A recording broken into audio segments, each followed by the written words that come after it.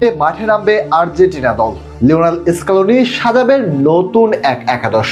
ইউরোপীয় গণমাধ্যমগুলো দাবি করেছে এমনটাই।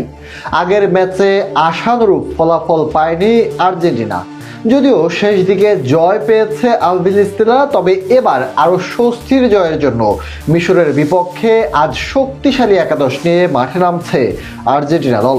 সেক্ষেত্রে সম্ভাব্য একাদশ নিয়ে আরও বিস্তারিত জানাবো প্রতিবেদনে। বিশ্বকাপের শেষ 16 সবচেয়ে আলোচিত ম্যাচগুলোর একটিতে আজ বাংলাদেশ সময় রাত 10টায় অ্যাটালান্টা স্টেডিয়ামে মিশরের মুখোমুখি হবে বর্তমান চ্যাম্পিয়ন আর্জেন্টিনা। কেপ ভার্দের বিপক্ষে কঠিন লড়াইয়ের পর জয় পেলেও সেই ম্যাচে দলের পারফরমেন্স পুরোপুরি সন্তুষ্ট করতে পারেননি প্রধান কোচ লিওনেল স্ক্যালোনি। তাই কোয়ার্টার ফাইনালে জায়গা নিশ্চিত করার লড়াইয়ে তিনি শুরুর একাদশে 3টি গুরুত্বপূর্ণ পরিবর্তন আনার পরিকল্পনা করেছেন।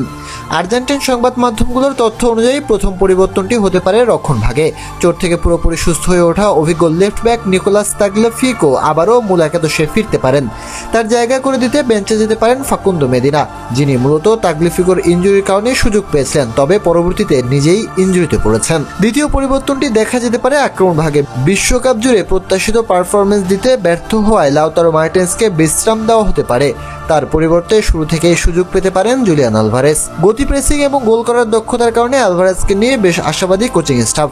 তৃতীয় পরিবর্তনটি হবে কৌশলগত। এতদিন লিওনেল মেসি ও লাউতারো মার্টিনেজের সঙ্গে আক্রমণভাগে খেলেছেন থিয়াগো আলমাদা, তবে তার পারফরমেন্সে পুরোপুরি সন্তুষ্ট নয় টিম ম্যানেজমেন্ট। তাই মাঝ মাঠে ভারসাম্য আনতে অভিজ্ঞ লিয়ান্দ্রো প্যারাদেসকে প্রথম একাদশে ফেরানোর চিন্তা করছেন স্ক্যালোনি।